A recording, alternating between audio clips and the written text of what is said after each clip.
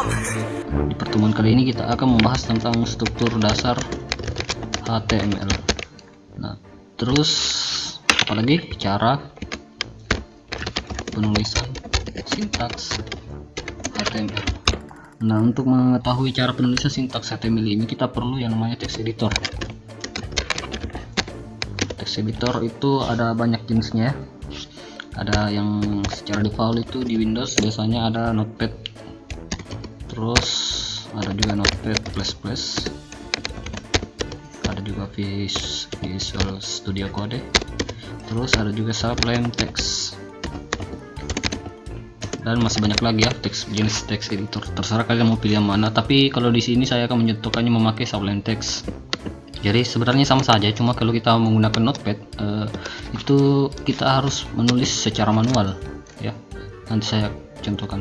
Misal, tapi di sini saya akan menggunakan Sublime Text. Kita langsung buka saja. Saya close dulu ini. Sublime Text. Nah, untuk struktur dasar HTML itu seperti ini ya. Jadi kita perlu namanya tag. Tag itu yang kurung sipu bukan ya. Namanya tag HTML. Nah, seperti ini.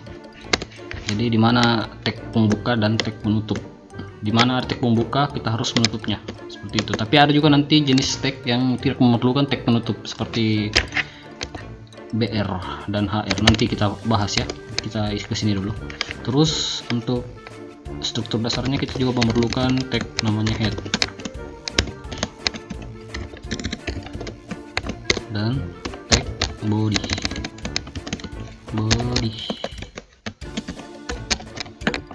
Oke, seperti ini ya struktur dasarnya di dalam tag head. Tapi untuk kalian yang menggunakan Sublime Text, kita bisa save dulu ya, save Ctrl S, terus kita simpan di desktop. Kita buat folder baru dulu, namanya belajar HTML. Terus kita save di sini, namanya struktur dasar HTML. Kita ubah ekstensinya menjadi HTML. Nah, jangan lupa ekstensinya di sini juga HTML. Oke, save. Nah, otomatis warnanya akan berubah seperti ini. Nah, untuk jika kalian menggunakan Sublime Text, kita tidak perlu menulis seperti ini. Kita hapus saja. Kita cukup menuliskan HTML lalu tekan tab. Otomatis kita dibuatkan struktur dasarnya.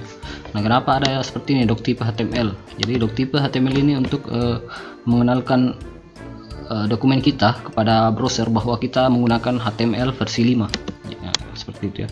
Jadi jangan bingung ya di sini. Terus kita lanjut ke HTML. Jadi di dalam HTML ini kita ada tag head, di mana tag head ini ada isinya title. Terus bagaimana cara membuka file dokumen HTML kita di browser? Cukup klikkan pada di sini, lalu open in browser, lalu tunggu. Nah, ini adalah halaman kita, cuma masih kosong ya. Kita coba kasih di sini di dalam tag, di antara tag title, pembuka dan penutupnya kita kasih tulisan belajar HTML. Kasih struktur dasar HTML. Kita save, lalu kita refresh. Nah, di sini kita sudah lihat berubah ya struktur dasar HTML. Jadi title ini berarti judul dari halaman kita. Nah, terus di dalam tag head ini apa saja yang bisa kita tulis? Kita juga bisa menulis meta, meta ini ya. Terus bisa juga link. Terus ada juga script. Nanti jangan pusing dulu ya. Terus ada juga style dan masih banyak lagi ya. Jadi fungsinya misalnya meta nih kan. Jadi meta charset yang UTF-8 ini fungsinya untuk mengenalkan karakter-karakter yang kita tuliskan di body sini nanti ya, di dalam sini pada browser. Jangan bingung ya. Di sini masih awal. Jadi sebenarnya ini sudah lanjut ya, bukan dasar ini sebenarnya. Jadi kita bisa hapus, tapi sebelumnya saya hapus. Misalnya saya mau tulis di sini halo kamu, apa kabar. Nanti kita bahas ini. Kita save. Nah, di sini tuh sudah muncul halo kamu, apa kabar. Nah, bagaimana kalau seperti ini? Kita coba buka Google. Aduh, translate. Maaf, lalot. Nah, di sini coba saya apa kabar. Biasanya saya tahu itu genki desu ka, bahasa Jepang ya. Nah, ini bahasa Jepang. Saya coba copy, masukkan ke HTML. Saya ganti apa kabar menjadi genki desu ka. Jika saya refresh, ini normal saja ya. Misalnya saya ganti di sini US ASCII. Nah, di sini jadi tidak dikenal apa tuh. Nah, itulah fungsinya meta charset. Jadi gunanya meta charset ini untuk mengenalkan kepada browser jenis-jenis karakter yang ada di dokumen kita ya. Seperti itu. Misalnya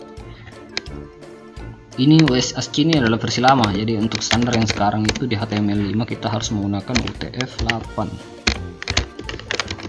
Kita refresh, maka dia akan dikenal. Nah, terus bagaimana kalau saya hapus? Saya save. Sama saja, karena memang sudah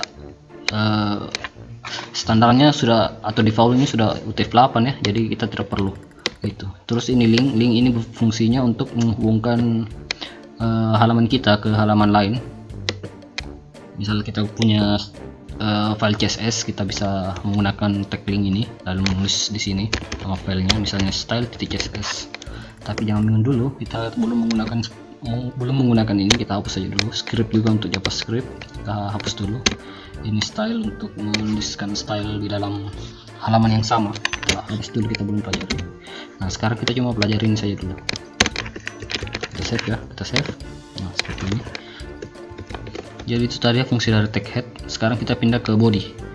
Nah, di dalam tag body itu apapun yang kita tulis di sini akan tampil di halaman sini ya. Kita coba kita save.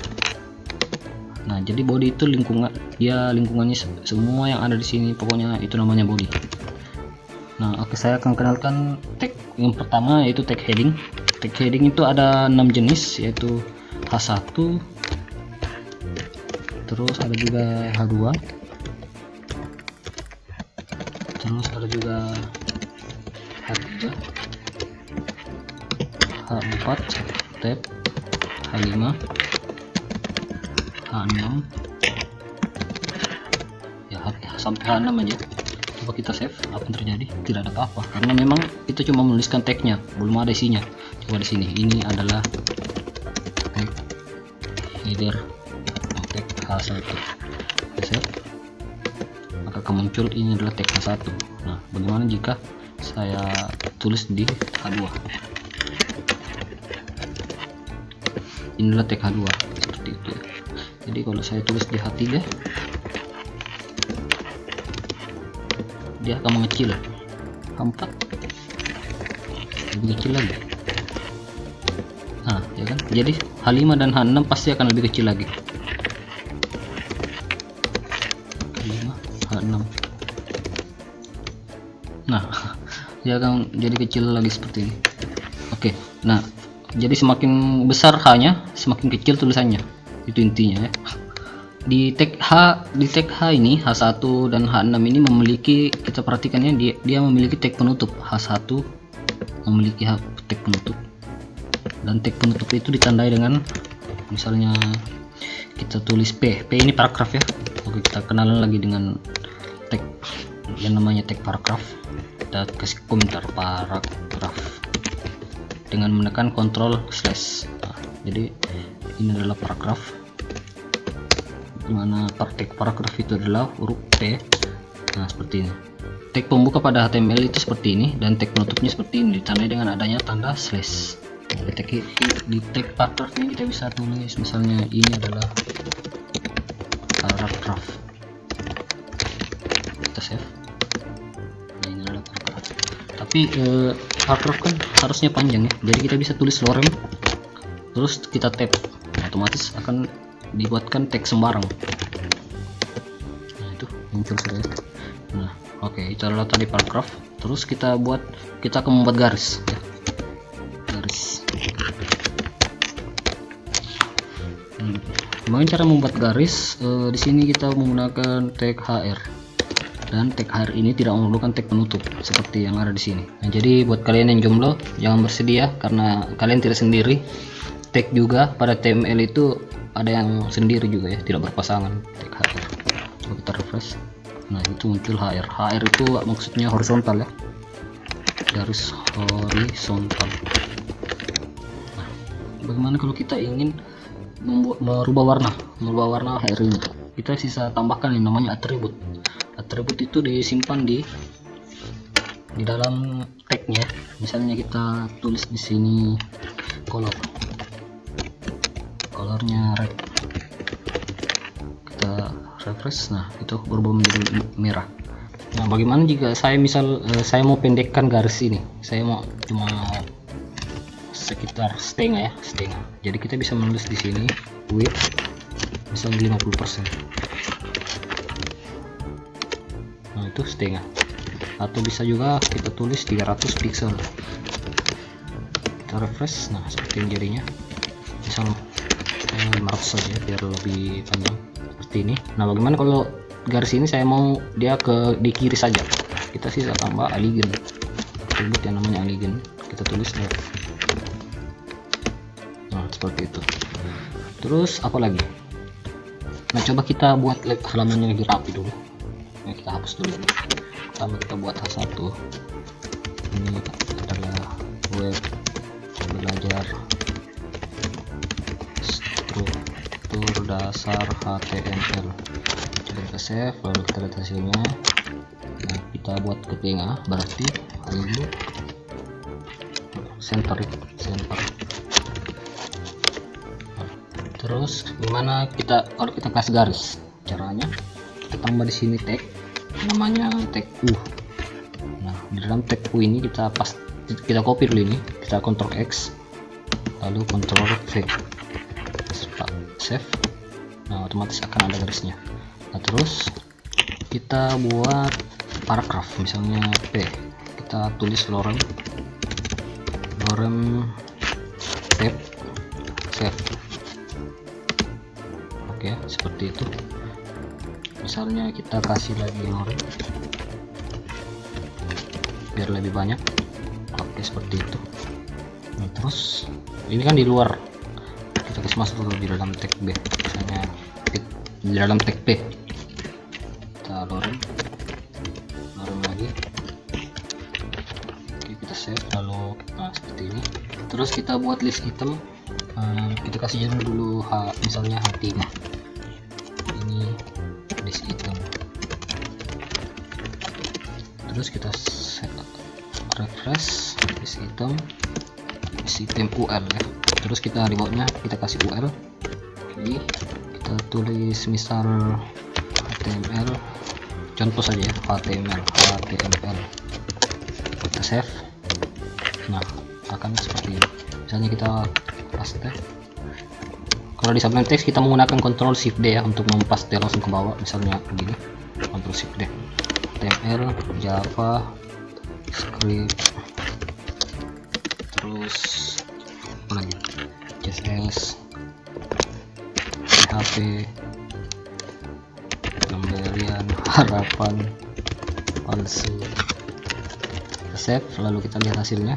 Nah jadi UL ini fungsinya untuk membuat list item yang seperti ini ya, bulat-bulat ya. Misalnya kalau kita mau membuat list item berupa angka, kita buat di sini dulu. Nah, di sini ada tag baru lagi yaitu tag BR. Nah, atau kita jangan lupa pakai tag BR. Kita tulis dulu H3. Terus judulnya itu list item OL. Ketika kita save, kita lihat hasilnya seperti ini, sama saja. Kalau bisa kita tambahkan BR ya. Coba kita tambahkan BR. Belajar BR.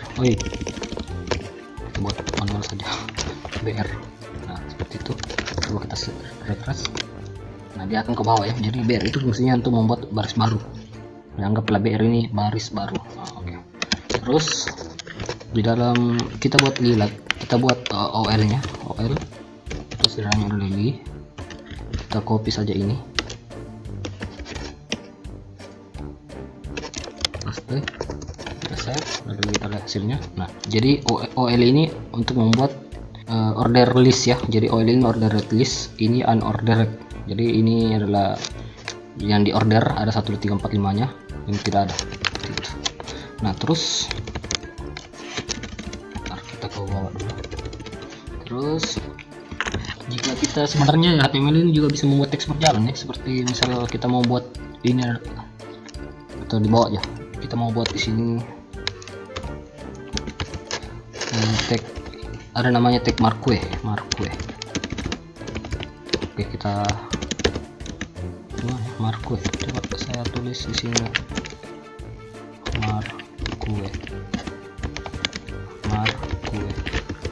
coba saya tulis halo saya berjalan, saya save. Nah, itu jalan dan halo saya berjalan. Jadi saya mau kenalkan lagi satu tag, yaitu tag font. Tag font ini kita bisa kasih atribut, misal size nya 100 pixel, terus warnanya red, terus text nya forte, terus tulisannya halo saya juga jalan nih. Saya save, lihat hasilnya. Nah, itu hasilnya sudah seperti itu. Terus kita mau buat dia berjalan, kita sisa kasih di sini marque.